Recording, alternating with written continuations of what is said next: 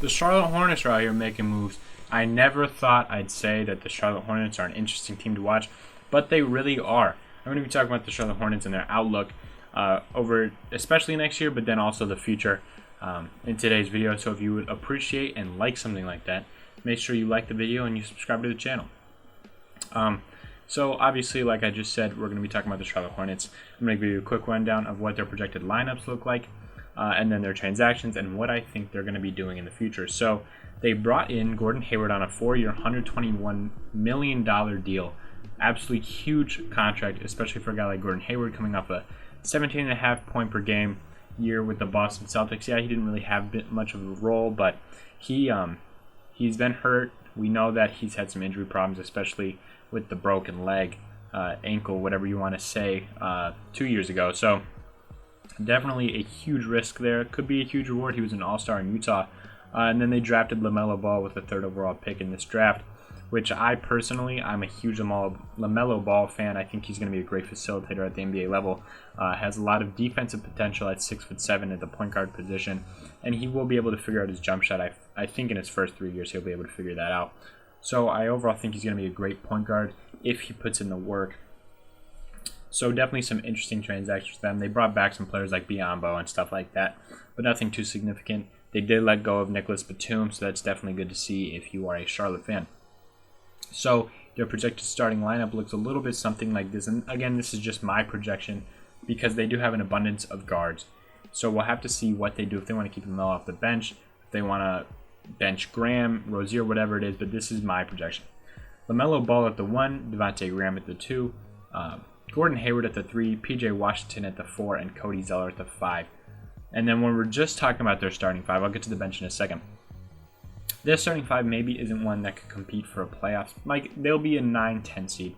Maybe they're making a push, depending on how LaMelo's rookie year goes. If he's shooting it super inefficiently, I don't think this team could really compete, just led by Gordon Hayward.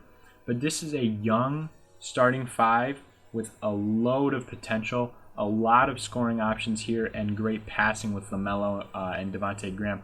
Devontae Graham obviously was a 20-point-per-game scorer. Hayward can be that. PJ Washington is a great scorer at the 4 position. He can spread the floor. He can get inside. Zeller's a great scoring center. And obviously Melo has all the tools. So that's a very interesting starting 5 to watch. And then off their bench, you'd think it gets bad. Sorry about the stutter there. You think it gets bad, but they do have their highest paid player, which is Terry Rozier, other than Gordon Hayward now. Terry Rozier coming off the bench at the 1. Malik Monk, who's struggled, but he's also shown really good flashes of being a decent three-point shooter, but an athletic freak. Miles Bridges, who you could sub in for PJ Washington at the 4. I absolutely love Miles Bridges. I think this is his breakout year, depending on the role he gets. Jalen McDaniels out of San Diego State, who I love at the 4. He's got great size, great shooting ability. And Bismack Biyombo at the 5, who they just brought back yesterday. I think this bench is actually pretty solid. I think that this bench could lead them in scoring. Like you said about LaMelo, you get Rozier scoring. You said about Graham, you could get Rozier scoring. Hayward and Washington, you get Bridges. You get McDaniels a little bit of time to grow. Monk, maybe this is his make or break year. Rozier's obviously a scorer, like I said, but he's still young. I think this team is super young, super talented, all around. I think that if this team ran a 9-man rotation, maybe sub out McDaniels, that this team could definitely compete for a playoff spot. I'm not saying that they'll get one. I think the East has gotten a lot better because they had a lot of young teams that are developing. They made a lot of transactions to bring players into the East. And the top of the East, though, it did get a little bit weaker, but the bottom of the East got a little bit stronger.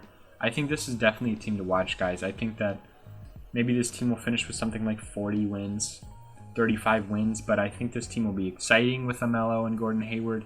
Devontae Graham is an exciting player to watch, don't get me wrong.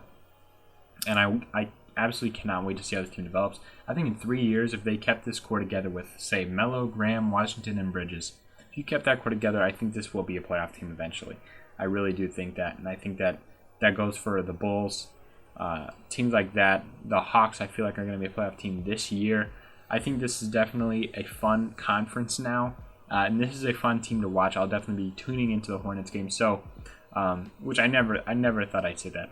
If you want me to go more in depth with the Hornets, ask me some questions in the comments. I'll definitely reply to all the comments, and ask which team you want to do next, and I'll probably deliver. I got a load of teams here that are super interesting to me, and the Hornets were the most interesting at this current moment after the Hayward signing.